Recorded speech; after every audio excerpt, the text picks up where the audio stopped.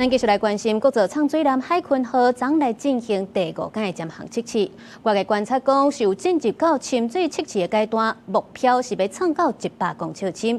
另外讲到这中东的战火，美军在畅水南是有使用 MK48的鱼雷来甲伊朗的军舰拍沉去。其实咱台湾嘛有买到同款的鱼雷，专家就分析讲，这对咱对抗中国的军舰是真有帮助。 在大家仰望之下，国造舰南海鲲号近1个月，伫旧日春节过后第一摆出来，伫大船的混进乌龟鱼无人船未判之下，透早为高雄港出发，展开第5摆的渐行测试。海鲲号目前进度已经超过10公尺深的潜望镜深度，外界观察有希望达到到水深100公尺。像高雄这边大概100多公尺的深度的话，那海水的温度会降低到10度左右。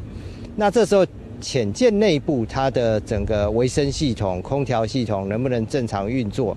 甚至它电池耗能的状况。海鲲号要去做内行测试，确认无共款深度速度对电板消耗影响，启动分情会未来可能会过暝测试，因为海鲲号会通过超雷验证武器系统。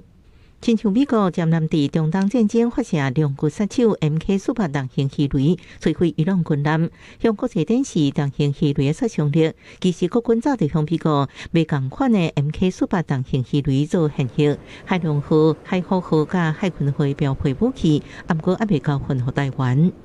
我们锁定一些高价值目标，那高价值目标大概是比如075、076哈这种所谓的2栖突击舰哦，因为登陆船团哦其实一个很大的目标，反而是水面作战舰哈，比如像055或什么054哈这些水面舰的话，很可能是交由我们其他的一些岸基飞弹或雄风飞弹来打击哦。 海鲲号是国军无对前作战的来源，未来爱安怎强化作战效益？专家建议军方应该双轨并进，设舰南热sat区，各加强限制通信，传达清楚，和海鲲号充足准备，战时阶段将复建，强军两栖登陆舰、航舰等高价值目标。记者综合报道。